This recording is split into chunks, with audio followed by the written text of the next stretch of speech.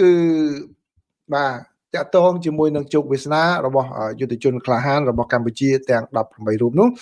គឺមានការផ្សាយផ្សេងគ្នាបាទខ្ញុំសូមដកសងខ្លះមកជម្រាបជូនប្រិយមិត្តទាំងអស់គ្នាគឺពីដំបូងនេះតាក់ទងជាមួយនឹងប្រតិកម្មរបស់លោករដ្ឋមន្ត្រីក្រសួងការបរទេសរបស់ថៃគឺលោកសីហស័កភួងខិតខែវបាទលោកបានបញ្ជាក់ថាការដោះលែងយុទ្ធជនកម្ពុជាទាំង18រូបនោះគឺនឹងធ្វើនៅថ្ងៃទី12ខែវិច្ឆិកាណាក៏ប៉ុន្តែលោកបដិសេធថាការដោះលែងហ្នឹងគឺមិនមានសម្ពាធពីសហរដ្ឋអាមេរិករឿងការនាំពន្ធចូលទៅសហរដ្ឋអាមេរិកនោះទេបាទលោកអះអាងថាអ្វីៗគឺដោយសារដំណើរការស្របតាមលក្ខខណ្ឌដែលថៃបានដាក់ដែលមានការដកថយអាវុធធុនធ្ងន់និងការដោះមីនអញ្ចឹងគឺការដោះមីនគឺនៅថ្ងៃនេះបានជួបប្រជុំគ្នាអំពីផែនការដោះមីនហើយដោយឡែកលោករដ្ឋមន្ត្រីក្រសួងការពារជាតិរបស់ថៃវិញបាទក៏បានបញ្ជាក់ចំហស្តីងគ្នានឹងទីដែរក៏ប៉ុន្តែគាត់ខំនិយាយឲ្យក្លាហានគឺឧត្តមសេនីយ៍ណដ្ឋផលណផានិចរដ្ឋមន្ត្រីក្រសួងការពារជាតិរបស់ថៃបានបញ្ជាក់ថាការដោះលែងយុទ្ធជនកម្ពុជាទាំង18នាក់ទៅតែបំពេញលក្ខខណ្ឌចំនួន2ក្នុងចំណោម4ដែលបានព្រមព្រៀងគ្នាជាមុនសិនគឺលោកបានមានប្រសាសន៍ថាគឺព័ត៌មានពីការដោះលែងនៅថ្ងៃទី12ខែវិច្ឆិកានេះគឺការចេញពីការសន្យារបស់កម្ពុជាក្នុងការបញ្ចប់ការបោះសម្អាតនៅត្រឹមការបរិច្ឆេទនោះបាទគាត់និយាយចឹងណាលោកបានទទូចថាចំណុចត្រួតពិនិត្យព្រំដែននឹងមិនត្រូវបើកទេរហូតដល់កិច្ចព្រមព្រៀងទាំងអស់ទៅបានសម្រេចរួមទាំងការសាងសង់របងនិងការដោះស្រាយបញ្ហាប្រាសាទតាក្របីផងដែរបាទគាត់និយាយសារនយោបាយបន្ថែមទៀតដែរហើយដោយឡែកវិញគឺនៅកាសែតរបស់កាសែតខៅសូតកាសែតរបស់ខៅសូតរបស់ថៃវិញបានបញ្ជាក់ថាគាត់បានបញ្ជាក់ថាខាងយោធាថៃហ្នឹងបានបង្ហោះរូបភាពយុទ្ធជនកម្ពុជាទាំង18រូបនោះមុនពេលដែលពួកគាត់ធ្វើមាតុភូមិនិវត្តន៍បាទគឺរូបភាពនោះទៅផ្សាយនៅថ្ងៃទី7ខែវិច្ឆិកាឆ្នាំ2025នេះបាទរូបដែលខ្ញុំដាក់ជូនប្រិយមិត្តហ្នឹងហើយកាសែតខៅសូតជាភាសាអង់គ្លេសរបស់ថៃផ្សាយថាយុទ្ធជនទាំងនេះបានស្នើសុំការព្យាបាលថ្មីជាមុនសិនប៉ុន្តែមន្ត្រីថៃបានប្រាប់ពួកគេឲ្យចាំទៅព្យាបាលនៅក្នុងប្រទេសកម្ពុជាវិញបាទការដោះលែងនឹងកើតឡើងប្រសិនបើលក្ខខណ្ឌត្រូវបានបំពេញនៅត្រឹមថ្ងៃទី10ខែវិច្ឆិកាបាទនេះគឺជាការ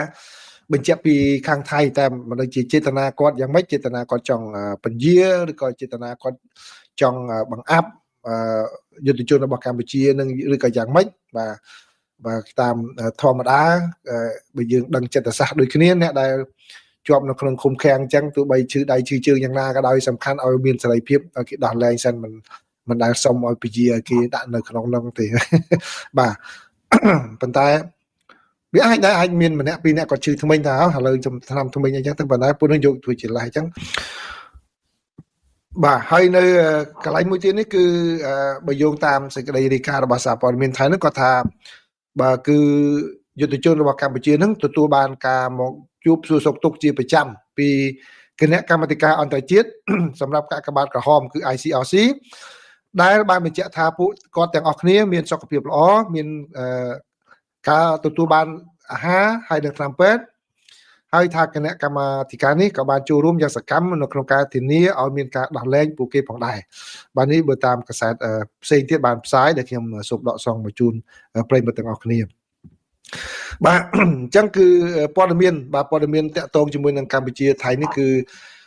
ខ្ញុំរៀបចំជូនតែប៉ុណ្ណេះក៏ប៉ុន្តែនៅខាងអន្តរជាតិនេះថ្ងៃនេះគឺមានសេចក្តីផ្សាយសេចក្តីរាយការណ៍ច្រើនផ្សាយច្រើនអំពីការលើកលែងការបំរាមអាវុធរបស់សហរដ្ឋអាមេរិកទៅប្រទេសកម្ពុជាគឺគេមានផ្សាយច្រើនសារព័ត៌មានខ្លះក៏បានលើកអំពីជ្រុងនៃការដែលសមាជិករដ្ឋសភារបស់សហរដ្ឋអាមេរិកខាងគណៈបកប្រជាធិបតេយ្យហ្នឹងបាទរិះគន់រដ្ឋបាលលោកត្រាំផងដែរអញ្ចឹងក៏មានអ្នកខ្លះសរសេរទៅតាមនៃត្រង់គឺពីក្រសួងការបរទេសហ្នឹងបានសម្រេចលើកលែងបំរាមអាវុធហើយក៏ខ្លះទៀតក៏បន្ថែមចំណុចខាងរដ្ឋសភាហ្នឹងគាត់រិះគន់អញ្ចឹងតើបាទអញ្ចឹងដូច្នេះទោះបីជាប្រិមិត្តឮសូពី angle ណាក៏ដោយគឺខ្ញុំបានជម្រាបតាំងពីម្សិលមិញហើយភ្លាមតែម្ដងណាគឺបានន័យថាក្រសួងការបរទេសរបស់សហរដ្ឋអាមេរិក បានដាក់លិខិតផ្លូវការជាការជូនដំណឹងជាផ្លូវការហើយថាលើកលែងការហាមឃាត់ការលក់អាវុធទៅកម្ពុជាណាបាទហើយក៏មានបញ្ជូនជម្រាបជូនប្រិមិត្តអំពីប្រតិកម្មរបស់ខាងគណៈកម្មាធិការអនុប្រធានគណៈកម្មាធិការកិច្ចការបរទេសរបស់រដ្ឋសភារបស់សហរដ្ឋអាមេរិកដែលមកពីខាងគណៈបកប្រជាធិបតេយ្យអញ្ចឹងបានជម្រាបជូនប្រិមិត្តអស់ហើយណាបើនៅណាបានស្ដាប់ទេអាចអញ្ជើញទៅ Facebook ឬក៏ YouTube ខ្ញុំបានកាត់คลิปហ្នឹងឬក៏នៅក្នុងការផ្សាយទាំងមូលកាលពីក្នុងកម្មវិធីបច្ចុប្បន្នភាពអាមេរិកាំងមកកាលពីថ្ងៃទី6ណាបាទនេះគឺជាព័ត៌មានតាក់ទងជាមួយនឹងកម្ពុជាហើយនឹងថៃហើយនឹងឥឡូវនេះចូលព័ត៌មានទី3គឺយើងសង្កេតឃើញថាប្រទេសចិនបាទបានចាប់ផ្ដើមដាក់ឲ្យប្រើប្រាស់ជាផ្លូវការហើយនៅនាវាសម្រាប់ដឹកយន្តហោះសម្រាប់ផ្ទុកយន្តហោះចម្បាំងណា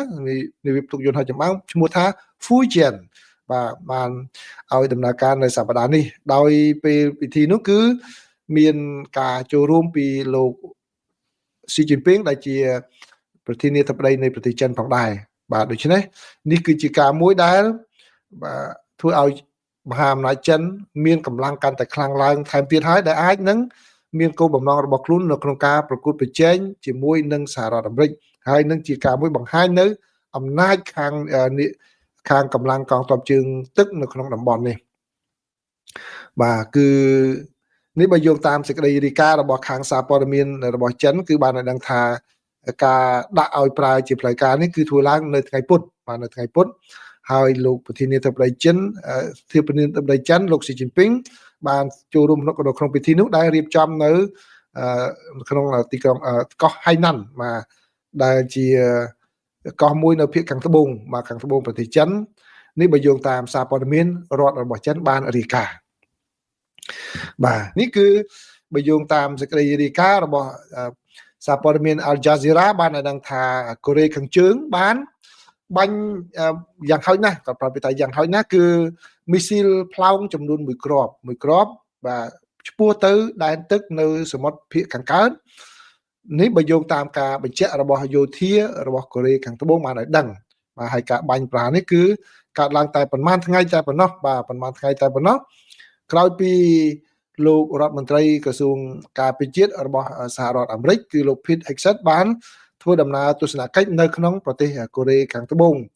ហើយក៏បានពិភាក្សាអំពីបញ្ហារៀបចំសន្តិសុខប្រចាំឆ្នាំជាមួយនឹង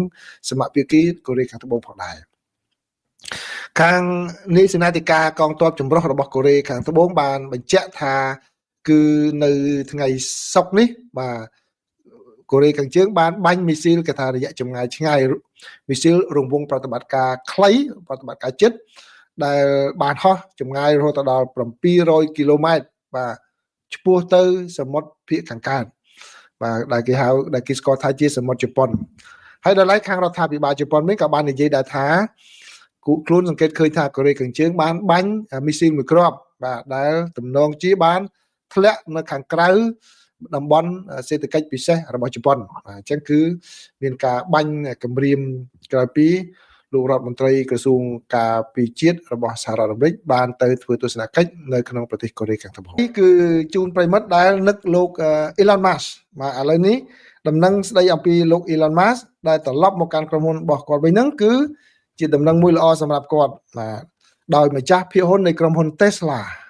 បានអនុម័តកញ្ចប់ប្រាក់បៀវត្សមួយនៅថ្ងៃប្រហ័សនេះដែលធ្វើឲ្យលោក Elon Musk ដែលជានាយកប្រតិបត្តិក្រុមហ៊ុនដែលពេលបច្ចុប្បន្ននេះ